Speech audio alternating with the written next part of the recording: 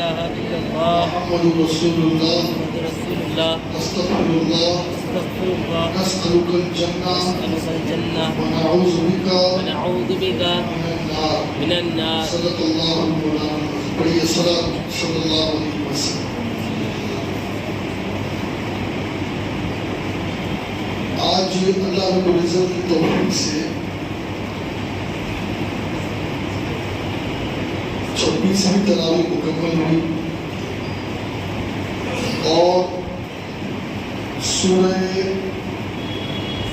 دہر، سورہ مرسلات، سورہ النبا، سورہ النازعات، عبسہ، تکویر اور انفطار، یہ صورتیں ہم نے الحمدللہ سنی. اور باقی جو تیسرے پارے کی صورتیں انشاءاللہ کل جب ختم قرآن ہوگا تو انشاءاللہ اس میں ہم سننے کی سعادت حاصل کریں. قرآن پاک میں اللہ رب العزت جل شانہ نے ارشاد فرمایا، آج جو سورہ دہر ہم نے سنی اس میں رب فرماتا ہے انما نطعمکم لوجہ اللہ لا نرید منکم جزاء ولا شکورا. پہلے ذکر کیا کہ اور جو کھانا کھلاتے ہیں اس کی محبت پر یتیم اور مسکین اور یتیم اور اسیر کو ان سے کہتے کہ ہم تمہیں خاص اللہ کے لیے کھانا دیتے ہیں، تم سے کوئی بدلہ یا شکر گزاری نہیں مانگتے. یہ آیت پاک کا شان نزول یہ ہے کہ ایک مرتبہ حضرات حسنین کریمین بیمار ہو گئے. اب جب بیمار ہو گئے تو آپس میں انہوں نے مشورہ کیا کہ ان بچوں کی شفا یابی کے لیے روزہ رکھا جائے. یہاں سے ایک بات یہ سمجھ میں آئی کہ صرف دوا سے، آپریشن سے یا بچوں کے پیچھے ڈاکٹروں کے پیچھے پیسے خرچ کرنے سے ہی شفا نہیں ملتی ہے، بلکہ کہیں سے بھی شفا نہ ملے تو اللہ کے لیے روزہ رکھے، اللہ شفا عطا فرمائے. سبحان اللہ. تو امام حسن، امام حسین رضی اللہ عنہ دونوں بیمار ہو گئے تو سیدہ فاطمہ الزہرا، مولا علی کرم اللہ وجہہ الکریم اور ان کی ایک کنیز ہے جن کا نام ہے فضہ، حضرت فضہ رضی اللہ عنہ، ان تینوں نے روزہ رکھا. اب ہوا یہ کہ اللہ رب العزت جل شانہ نے انہیں شفا عطا فرمائی. منت مانگی تھی انہوں نے کہ اگر یہ شفا یاب ہو جائے گی تو ہم روزہ رکھیں. اب پہلا دن افطار کا آیا تو حضرت علی ایک یہودی سے 3 سا جو لے آئے. خاتون جنت نے ایک سا تینوں دن پکایا اور جب افطار کا وقت آیا اور سامنے روٹیاں رکھی گئی تو پہلے دن کھانا کھانے والے تھے، افطار کے ٹائم روٹی سامنے تھی. ایک مسکین نے آواز دی کہ میں مسکین ہوں، اے نبی کے گھر والوں، اگر تمہارے پاس کچھ ہو تو میری مدد کر دو. تو ان لوگوں نے پوری روٹیاں اٹھا کر کے اس غریب کو دے دی اور پانی پر انہوں نے افطار کیا. دوسرا دن آیا، پھر سیدہ فاطمہ الزہرا نے روٹیاں پکائی، افطار کے لیے بیٹھے تو دوسرے دن ایک آواز دینے والے نے آواز دی، میں یتیم ہوں، اگر تمہارے پاس کچھ ہو تو تم دے دو. تو پھر حضرت مولا علی نے وہ ساری روٹیاں اٹھائی اور اس یتیم کو دے دیا. دوسرے دن بھی پانی پر افطار کیا. تیسرا دن آیا تو ایک اسیر آیا، کہا میں قیدی ہوں، قیدی اور بہت بھوکا ہوں، کئی دنوں کا بھوکا ہوں، اگر کچھ ہو تو نبی کے گھر والوں ہمیں دے دو۔ ہوا یہ کہ تیسرے دن بھی ساری روٹیاں انہوں نے دے دی اور صرف اللہ کے لیے روزہ رکھا سبحان اللہ۔ تینوں دن۔ اللہ کو ان کا یہ عمل اتنا پسند آیا کہ اللہ نے قرآن کی آیتیں نازل کی۔ سبحان اللہ۔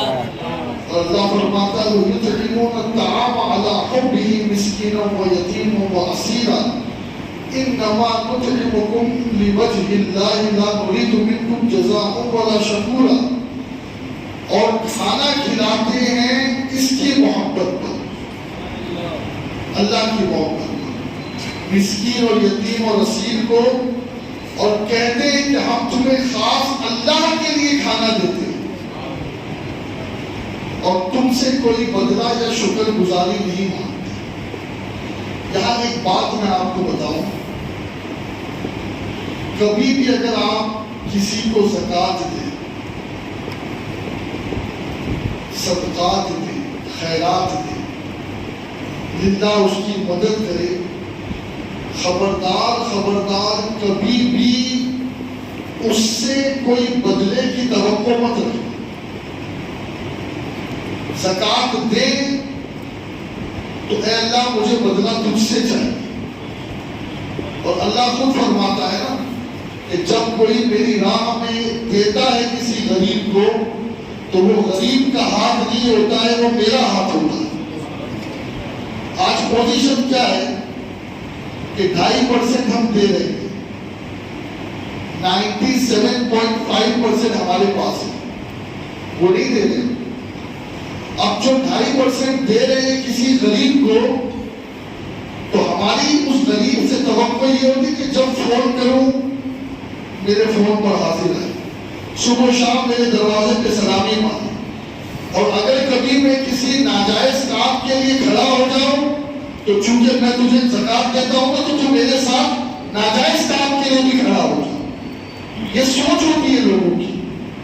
یاد رکھو دوستو، جو زکوٰۃ دے کر کے کسی کو تکلیف پہنچائے اور پھر احسان جتائے، ارے تجھے میں نے زکوٰۃ دی، میں نے تیری مدد کی، تو میرا احسان نہیں مانتا، قسم خدا کی اللہ کی بارگاہ سے اسے کچھ نہیں ملے گا، کچھ نہیں ملے گا۔ اور اہل بیت کی شان دیکھو، سبحان اللہ۔ نبی کے گھر والوں، اللہ بیان کرتا ہے، اللہ کہتا ہے، انہوں نے نہیں کہا، انہوں نے تو 3 روٹیاں دے دی، تینوں دن روٹیاں دے دی، لیکن اللہ نے کہا اے علی، اے فاطمہ، اے فضہ، تم کتنے عظیم ہو کہ تم جو دے رہے ہو نا، تم یہ نہیں چاہتے کہ تمہیں وہ شکریہ بھی کہے۔ لوگ کہتے ہیں یار شکریہ تو بول، ہاں لوگوں کو بڑا ارمان ہوتا ہے، کبھی پتہ نہیں 50 سال میں ایک مرتبہ زکوٰۃ دے دی ہو یا مدد کر دی ہو یا بیماری میں کچھ دے دیا ہو، تو اب وہ سمجھتے ہیں کہ اب میں نے اس پہ احسان کر دیا۔ لا حول ولا قوت الا باللہ۔ تم اللہ کے لیے کر رہے ہو یا اپنی دھاک جمانے کے لیے کر رہے ہو؟ یاد رکھو، اللہ کی بارگاہ سے اسی کو بدلہ ملے گا جو دے کر بھول جائے۔ حدیث معلوم ہے آپ کو، میرے نبی علیہ السلام نے فرمایا کہ سب سے طاقتور چیز اللہ کے نزدیک اگر کوئی ہے تو وہ پہاڑ ہے، پہاڑ۔ یہ کہا پہاڑ سے بھی طاقتور اللہ کے نزدیک لوہا ہے جو پہاڑوں کو بھی توڑ دیتا ہے۔ پھر کہا لوہے سے بھی طاقتور اللہ کے نزدیک آگ ہے جو لوہے کو بھی پگھلا دیتی ہے۔ آگ سے بھی طاقتور چیز اللہ کے نزدیک پانی ہے جو لوہے کو بھی بجھا دیتی ہے، یعنی لوہے آگ کو بھی بجھا دیتی ہے۔ اور پانی سے بھی زیادہ طاقتور ہوا ہے جو 1 سیکنڈ میں پانی کو کہاں سے کہاں پہنچا دیتی ہے۔ یہ جو سونامی وغیرہ آتی ہے اس میں کام ہوا کا ہوتا ہے، یہ ہوا کا زور ہوتا ہے کہ جب یہ آتی ہے نا، چلتی ہے اور اپنی اسپیڈ دکھاتی ہے تو آپ کی بھی اسپیڈ پیچھے رہ جاتی ہے، ہاں آپ کتنی کار چلائیں گے؟ 100 زیادہ سے زیادہ 150. ہاں اگر چلو باہر کے روڈ مل گئے تو 200 250. اگر یہ جب چلتی ہے نا تو پھر 500 کی سپیڈ سے چلتی ہے. فلائٹ کو بھی پیچھے چھوڑے، فلائٹ کو گھما دیتی ہے. ہوا میں فلائٹ گھوم جاتی ہے، گھوم بھی جاتی ہے، گھوم بھی جاتی ہے. ہاں کئی ایسی فلائٹ ہے آج تک جن کا پتہ ہی نہیں چلا پیسنجر کہاں گئے، فلائٹ کہاں گئے. یہ سب ہوا کا کھیل ہے. اور جب سونامی آتی ہے نا دوستو، یہ بڑی بڑی بلڈنگیں جو ہیں، بڑی بڑی بلڈنگیں وہ اس پانی کے آگے نیچے نظر آتی ہے، وہ زور ہوتا ہے. میرے نبی نے کیا فرمایا کہ پانی سے بھی طاقتور ہوا کیا ہے؟ ہوا. ہوا. اور آقا فرماتے ہیں ہوا سے بھی طاقتور اللہ کے نزدیک وہ مومن ہے جو سیدھے ہاتھ سے دے اللہ کی راہ میں تو الٹے ہاتھ کو خبردار. سبحان اللہ. یا تو مسجد کے مائک پہ اعلان کیا جناب فلاں صاحب نے مسجد میں اے سی لگائی، فلاں صاحب نے کولر لگایا. ارے بھائی اللہ کے لیے کرو، اللہ کے لیے کرو. اور یاد رکھیے جو کام اللہ کے لیے کیا ہے وہی کام آنے والا ہے. یہ دکھانے کے لیے کسی کی نمائش. جنید بغدادی سے انتقال کے بعد کسی نے پوچھا اللہ نے کیا معاملہ کیا؟ کچھ کام نہیں آیا. جنید بغدادی پیران پیر کے بھی پیروں میں کچھ کام نہیں آیا. اب بخشش کیسے ہوئی؟ وہ جو رات کی 2 رکعت تھی نا جو سب سے چھپ کے اللہ کے لیے پڑھتا تھا، وہی 2 رکعت نے مجھے بچایا. یہ جو ہم پڑھ رہے ہیں نا، یہ جو ابھی آپ نے 20 رکعت پڑھی، بہت ممکن ہے کہ شیطان ہمارے ساتھ کھیل جائے اور دل میں یہ تصور آ جائے کہ یار محلے والے یہ لوگ کیا کہتے ہیں یار کتنا پکا نمازی یار 20 رکعت پوری طرح بھی پڑھتا ہے. یہ بات بس دل میں آنا ہے، ساری نمازیں بیکار. سمجھ میں آئی؟ سب اللہ کے لیے. تو یہ اہل بیت کا گھرانہ ہے سبحان اللہ، کہ جس نے ہمیشہ ہمیشہ جو بھی کام کیا ہے اللہ کے لیے کیا ہے اور چھپ کر کیا ہے. اور یقینی دوستوں بات یہی ہے کہ جو کام چھپ کر کیا جاتا ہے نا وہ اچھا بھی ہوتا ہے، پائیدار بھی ہوتا ہے، اور پھر اس میں ریا کا شائبہ نہیں ہوتا. تو اللہ تعالیٰ ہمیں ایسے کام کی توفیق دے کہ جو چھپ کر کے ہو اور صرف ہم اللہ کے لیے کریں. ابھی ایک آیت ہم نے سنی سورہ نازعات میں، ہل اتاک حدیث موسیٰ، کیا تمہیں موسیٰ کی خبر آئی؟ یعنی نبی کو سب خبر ہے، انداز بتا رہا ہے پورا. ہل اتاک موسیٰ، اے محبوب کیا تمہیں موسیٰ کی خبر پہنچی؟ اور کون سی خبر آگے اللہ دے رہا ہے؟ اس نادہ ربہ بالوادی المقدس طویٰ، کہ جب ان سے ان کے رب نے پاک جنگل طویٰ میں ندا فرمائی. اپنی بیوی کے ساتھ حضرت صفورہ کے ساتھ وہ جا رہے تھے. اب راستے میں اندھیرا تھا اور جس راستے پر جانا چاہیے تھا اس راستے سے ہٹ کر دوسرے راستے پر نکل گئے. اب جب نکل گئے نا تو کیا دیکھتے ہیں کہ ایک سامنے بہت بڑا درخت ہے اور اس درخت سے نور نکل رہا ہے. زمین سے لے کے آسمان تک نور ہی نور ہے. اور پھر اس درخت سے آواز آئی. یہ جو آواز آئی نا کہاں سے آئی؟ اس درخت سے آئی. اذ نادى ربه بالوادي المقدس طوى، جب اسے اس کے رب نے پاک جنگل طویٰ میں ندا فرمائی. اذهب الى فرعون انه طغى، اے موسیٰ فرعون کے پاس جا، وہ بڑی سرکشی کر رہا ہے. فقل هل لك الى ان تزكى، اس سے کہے کہ کیا تجھے رغبت اس طرف ہے کہ ستھرا ہو، تو سدھرنا چاہتا ہے، فرعون سے کہے وَأَهْدِيَكَ إِلَىٰ رَبِّكَ فَتَخْشَىٰ، اور تجھے تیرے رب کی طرف راہ بتاؤں تو تو ڈرے.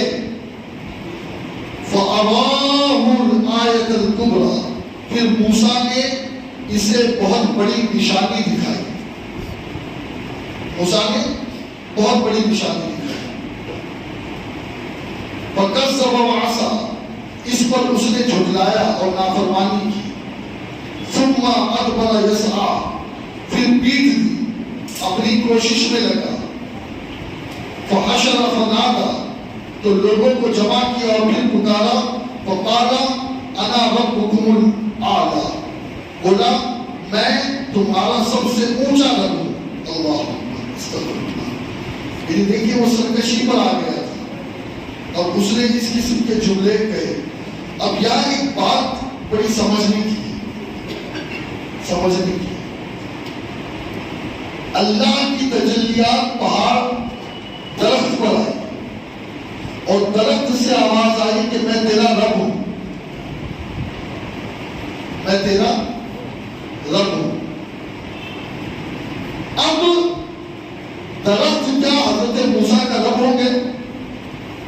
بولو نہیں، رب تو رب ہے، لیکن اللہ کے تجلیات کی جو جلوہ گاہ تھی وہ درخت بنی، درخت بنا. جیسے میں آپ کو سمجھاؤں، پہلے آکاش وانی ہوتا تھا، یہ بڑے لوگ جانتے ہیں، صبح صبح خبریں آتی تھی اور اصل مزہ تو اس وقت آتا تھا جب جنگیں ہوتی تھی، عراق کویتوار وغیرہ سب چلتی تھی تو لوگ خبریں سنتے تھے. اس کو تو آواز آتی تھی ریڈیو سے، یہ آکاش وانی ہے، آج کی خبریں سنو. اب وہ ریڈیو آکاش وانی نہیں ہے، ریڈیو تو ایک وسیلہ ہے. آکاش وانی کا جو سینٹر ہے وہ تو ہماری روڈ پر ہے. آپ سمجھ رہے ہیں؟ بلا تفصیل، بلا تفصیل اللہ اللہ ہے، لیکن یہ جو اولیاء ہیں، ہمارے نبی ہیں، یہ اللہ کی بات پہنچانے کا ذریعہ ہے ہمارے لیے. اور ہم ان کے ذریعے اللہ کی آواز بھی سنتے ہیں، اللہ کا دیدار بھی کرتے ہیں. جی تو اس بات کو سمجھیے، جب موسیٰ کے لیے درخت سے آواز آ سکتی ہے اور تجلیات کو دیکھ سکتے ہیں، تو پھر کیا. ایک بڑا عجیب واقعہ مجھے یاد آ رہا ہے آج.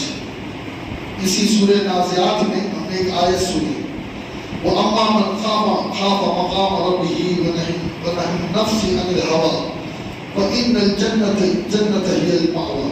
اللہ فرماتا ہے، اور جو اپنے رب کے حضور کھڑے ہونے سے ڈرا اور نفس کو خواہش سے روکا تو بے شک جنت ہی ٹھکانا ہے. اس آیت پاک کے حوالے سے ایک بڑا مشہور واقعہ ہے. ایک وقت کا بادشاہ تھا، حضرت امام شافعی کے بعد کا دور ہے. ایک بادشاہ تھا، دونوں میں محبت کی باتیں چلتی رہی. اور کبھی کبھی ہوتا ہے کہ عورتوں سے بہت زیادہ محبت کرو تو کبھی کبھی سر پر بھی بیٹھ جاتی ہے، اس لیے ایک لمٹ ہونے چاہیے. بادشاہ اور بیوی نے جب بات چیت شروع ہوئی تو شوہر نے، بادشاہ نے کہا کہ دیکھو چاند دکھ رہے، ایک وہ چاند ہے، ایک تم ہو. اس نے تھوڑا سا اونچی دے دی، لیکن سوچا کہ مجھے بھی جواب اچھا ملے گا. لیکن ملکہ کو کسی بات کی قسم تھی خدا کی. اس نے کہا کہ آج میں بدلا لوں گی کیونکہ موڈ اچھا ہے نا. اس نے پلٹ کے کیا جواب، اس نے کہا کہ بادشاہ نے کہا بتاؤ میں کیسے لگ رہا ہوں. ہوتی ہے نا میاں بیوی میں باتیں پیار کی، میں کیسے لگ رہا ہوں. بیوی نے کہا تم پکے جہنمی دکھ رہا ہوں. اور بادشاہ کو آگے جلا کہ میں تو اس کو چاند بول رہا ہوں اور یہ مجھے جہنمی بول رہی ہے. تمہاری شکل پوری جہنمیوں کی طرح دکھ رہی ہے.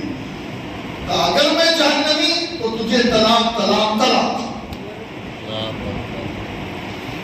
اب بول تو دیا لیکن تھی ذرا قریبی نا، تبھی تو اتنا بولنے کی ہمت بھی نہیں. آپ نے چڑھا کے بٹھا دیا نا سر پر، تبھی تو انگارے آ رہے ہیں.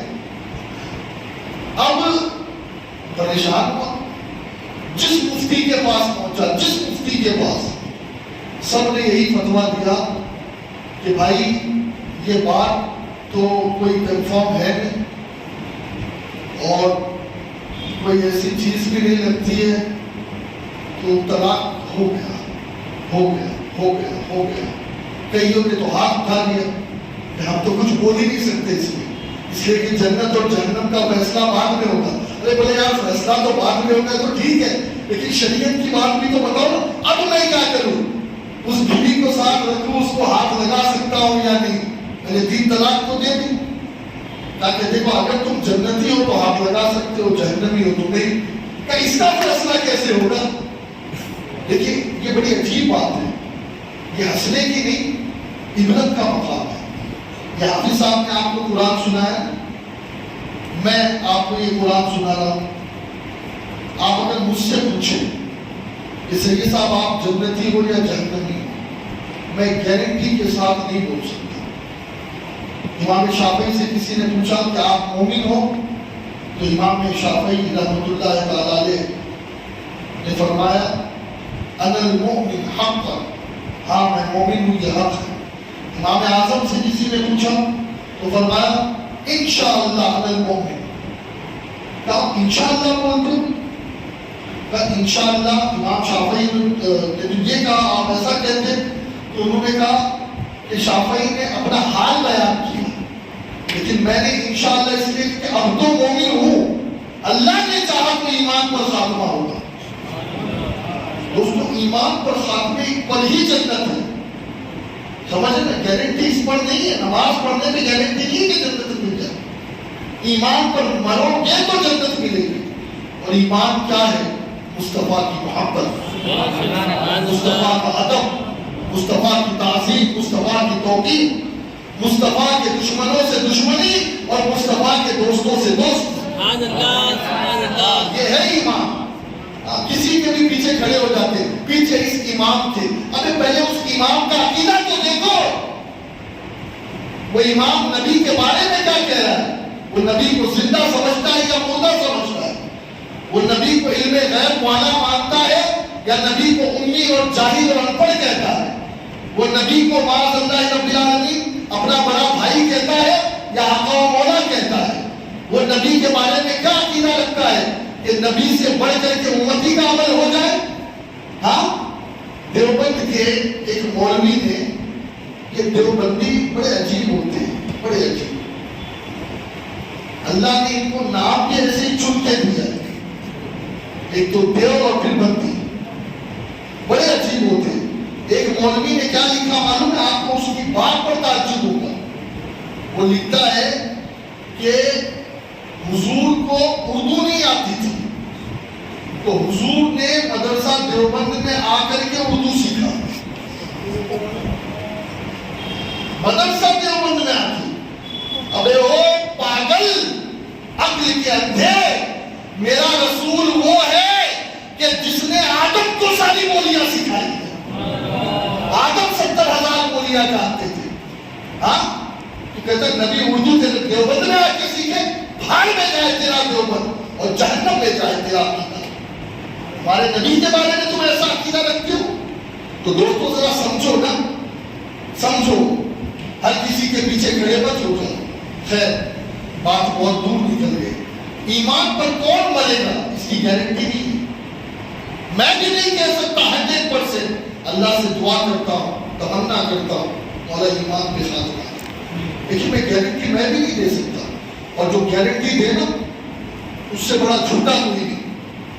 اسی لیے ہر کسی کو ڈرنا چاہیے، چاہے وہ عالم ہو، فاضل ہو، حافظ ہو، قاری ہو، مفتی ہو، یا کوئی متقی ہو، یا کوئی پیسے والا ہو، یا کوئی بہت بڑا جو ہے بزنس مین ہو. دوستو یہ چیز وہ ہے جو اللہ کی طرف سے، ہدایت اللہ کی طرف سے، گمراہی اللہ کی طرف سے. اللہ کو معلوم ہے کہ ہمارا مقدر کیا ہے. ہم دعا کرتے رہے، اس سے ڈرتے رہے کہ اللہ ایمان پر خاتمہ. بڑے بڑے عالم فیل ہو گئے اس زمانے کے، ورنہ تو بھائی بادشاہ تجوری سے کچھ پیسے دے دے گا، ملکہ تجوری سے کچھ پیسے دے دے گی تو فتویٰ دے دے، ہاں ابھی تو جنتی ہے، جہنمی نہیں ہے، لیکن اس وقت سچے علماء تھے۔ یہ کہتے سیٹھ صاحب تم تو جنت میں اس درجے پہ رہو گے کہ شاید مفتی بھی وہاں نہیں پہنچ سکے۔ آج تو جنتی یوں بانٹی جا رہی ہے، آپ فلاں کے مرید ہو گئے، ارے اب تو جنت کا اسٹیپ لگ گیا۔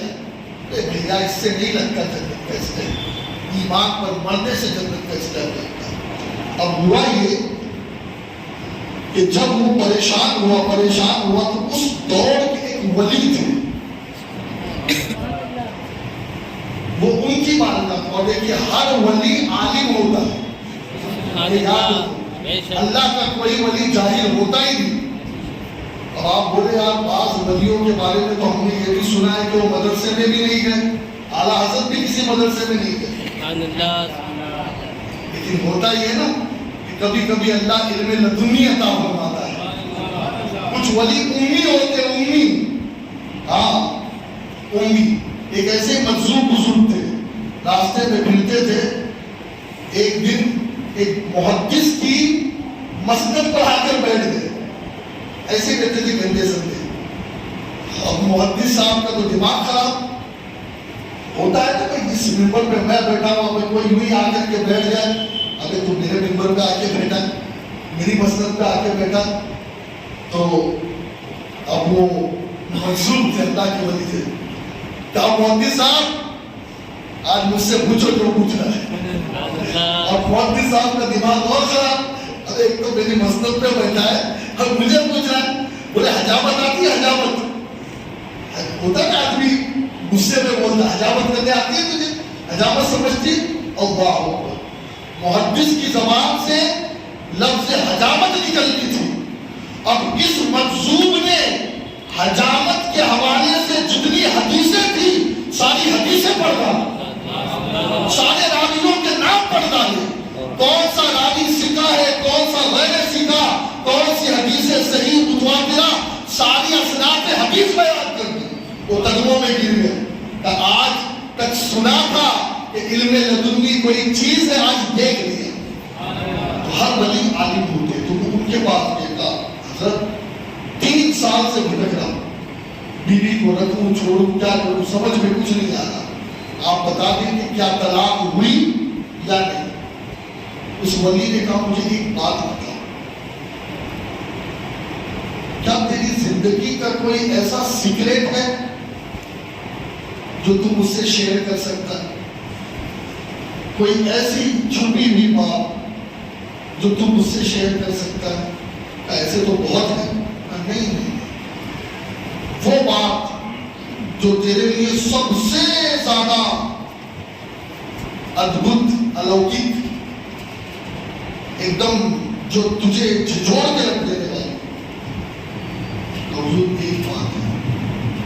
کیا ڈر لگتا ہے؟ تم کہہ تو سے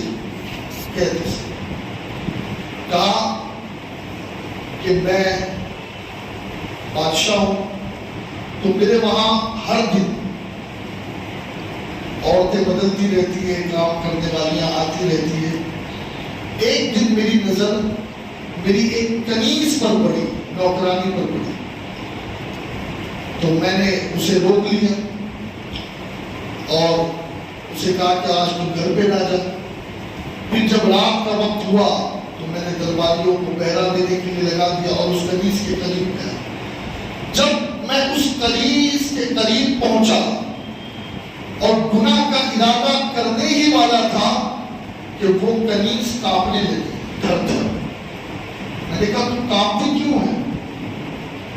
تم کانپتی کیوں ہے؟ میں بادشاہ تجھے انعام دوں گا، اکرام دوں گا، تو کیوں ڈرتی ہے؟ اس کنیز نے کہا میں اللہ سے ڈرتی ہوں۔ کہا تو اللہ سے ڈرتی ہے، عورت ہوگی؟ میں تو مرد ہوں، جا، میں نے بھی اللہ کے خوف سے تجھے چھوڑ دیا، اللہ کے خوف سے تجھے چھوڑ دیا۔ اور بادشاہ نے کہا حضور اگر میں چاہتا تو میں اس کے ساتھ سب کچھ کر سکتا تھا اور میرا کوئی بال باقا نہیں کر سکتا کیونکہ میں بادشاہ ہوں.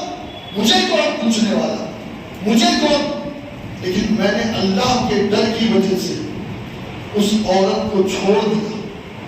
اس ولی نے کہا بادشاہ طلاق نہیں ہوئی, تو جنتی ہے.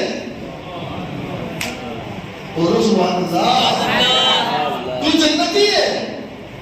اب جتنے بھی وہ عالم جو چپ بیٹھے تھے اب سب ہوئے, ارے بھائی یہ کہاں سے فتویٰ لے آیا, کس مولوی نے دے دیا فتویٰ, کس مفتی نے دے دیا.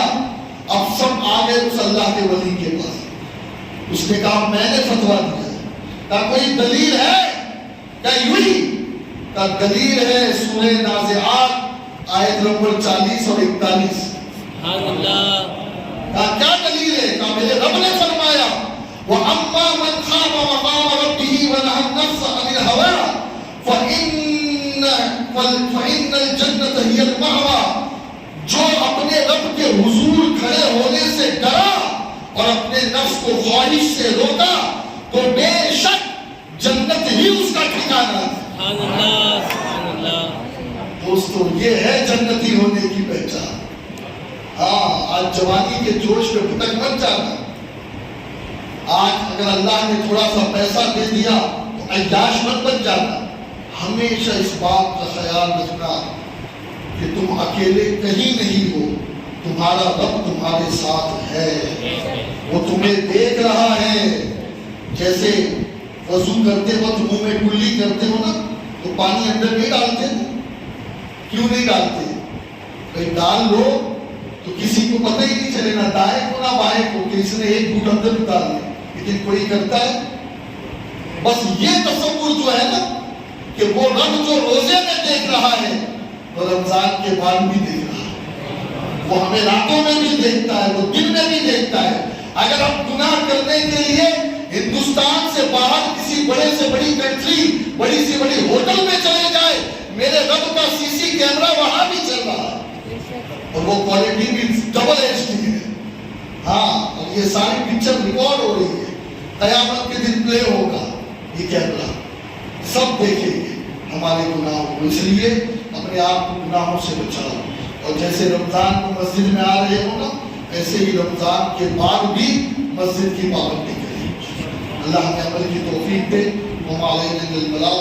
کل بڑی رات ہے اور امام اعظم نے کہا کہ میرے نزدیک 27ویں ہی شب قدر ہے. سبحان اللہ. تو کل پوری رات جاگے. اس مسجد میں شبینہ نماز کا اہتمام ہے اور ختم قرآن ہوگا. 8-10 حافظ انشاءاللہ آئیں گے. الگ الگ جگہ جو ہے نماز پڑھی جائے گی اور شبینہ کا اہتمام ہے انشاءاللہ. اور 2-2:30 بجے تک کے نماز ہو جائے گی. اور آپ سب کے لیے کل بھی سحری کا انتظام ہے. تو آپ سب سے میری گزارش ہے کہ کل کی رات آپ عبادت کریں. اور اس سے اچھا کیا ہے کہ حافظ یہاں ہوں گے, اعتکاف والے بھی, آپ بھی, چاہے تو قرآن پڑھے, چاہے تو تسبیح پڑھے, چاہے تو نماز پڑھے, اور چاہے تو اعتکاف والے اور آپ سب کے لیے آپ ہیں. اس حافظ کے پیچھے کھڑے ہو کے قرآن سنیں. اور اگر کوئی کھڑے ہو کے نہیں سن سکتا تو پھر وہ بیٹھ کے قرآن سنے. اگر نماز کی نیت باندھ کے قرآن نہیں سن سکتا تو یوں ہی حافظ پڑھ رہا ہو تو اس کے قریب بیٹھ کر کے قرآن سنے. اور ایک بات بتا, کبھی کبھی لوگ سمجھتے ہیں کہ میں سننے کیوں جاؤں, میں تو خود کا پڑھوں گا نا. میں ایک حدیث آج آپ کو سنا رہا ہوں, مزہ آتا ہے. میرے نبی فرماتے ہیں پڑھنے والے کو جو ثواب ملتا ہے وہ اپنی جگہ, پڑھنے والے سے دگنا ثواب اللہ سننے والے کو عطا کرتا ہے. اور میرے نبی سے اچھا کون پڑھ سکتا ہے؟ دنیا لہنے داؤدی کی بات کرتے ہیں اور داؤد خود میرے نبی کی بارگاہ میں بھیک مانگتے ہیں آواز کی. وہ میرے نبی کی آواز ہے. وہ سید علی حسین ابھی رائے پوری رحمۃ اللہ علیہ نے کہا ہے نا, یہ تمنا ہے سنوں میں بھی وہ آواز شہید جن و بشر, حق کی خبر خوش تر و شیریں بشکر, حسن فصاحت کا گوہر, لطف کرے ناز سخن پر, وہ دلارام صدا جس پہ فدا سارا کا منچت ہے تو دیے دبش کے چمو نغمہ و بلبل و گلستان عدن مصر و یمن جس کے خلیلہ ہاں کہ مصر و یمن جس آواز کو سننے کے لیے اپنے آپ کو بیچ دے تو وہ مصطفیٰ کی آواز ہے لیکن مصطفیٰ بھی اپنے صحابہ کو بلاتے ہیں حضرت ابو موسیٰ اشعری ابی بن کعب کہتے طرف قرآن پڑھو اور بیٹھ کے سنتے اور پھر روتے ہاں تو میں آپ سے بھی کہتا ہوں آپ نے تو سید صاحب نام پڑھو سید صاحب بیان کرو کبھی ایسا بھی قرآن پڑھو یہ محبت اللہ کرے آ جائے میرے اندر بھی اور آپ کے اندر بھی قرآن سے ایسی محبت ہو جائے نا کہ بس دن قرآن سننے میں گزرے رات قرآن سننے میں یہ میرے رب کا کلام ہے میرے رب کا کلام ہے اس سے محبت کرو اس سے پیار کرو کرو گے نا انشاءاللہ کل کی ایک رات ہے پھر اس کے بعد 29ویں شب بھی ہے نا بعض علماء نے 29ویں شب کو بھی کہا ہے کہ شب قدر ہو سکتی ہے اور پھر جو 29ویں آئے گی غالباً وہ سنیچر ہے تو 29ویں تاریخ کو سنیچر بھی ہوگا اور اس میں بھی رات پر اجتماع ہوگا اور انشاءاللہ ذکر و دعا کی محفل بھی سکے گا اللہ ہم سب کو جلد دوبارہ رمضان عطا فرمائے اور یہ رمضان گزرنے سے پہلے اللہ ہمیں مغفرت عطا فرمائے کل تو میرا درس نہیں ہوگا کیونکہ کل تو یہاں پر وہ بھیڑ اور وہ سبا ہوگا کہ آپ بھی دیکھیں گے تو کل کے لیے ابھی سے چھٹی انشاءاللہ پرسوں جو باتیں شروع پرسوں ہوگا درس ورنہ آپ سوچیں کہ آپ کے ساتھ چلیں گے تو درس بھی نہیں ہوگا نہیں درس تو پرسوں بھی ہوگا عید کی رات کو بھی ہوگا ہاں کیونکہ وہ جو فضائل ہے رمضان کے آخری دنوں کے وہ الگ ہی ہے اللہ کے نبی فرماتے ہیں جتنوں کو اللہ رمضان بھر میں بخشتا ہے اتنوں کو آخری رات میں بخشتا ہے اور لوگ آخری رات میں شاپنگ میں لگے ہوتے ہیں تو اللہ ہمیں ان مہینوں کی اور ان اوقات کی قدر کرنے کی توفیق دے اور اللہ دنیا بھر میں جتنے لوگ اعتکاف میں بیٹھے ہیں ان اعتکاف والوں کی دعاؤں کے صدقے اللہ ہمیں امن کی دولت دے مسجد اقصیٰ کے مسلمانوں کو انصاف دے اور پوری دنیا میں اللہ امن قائم کرنا ہمارے ملک کو سلگنے سے بچائے ہمارے ملک میں جو آگ سلگ رہی ہے اللہ اسے بجھا دے اور شانتی عطا فرمائے اور علینا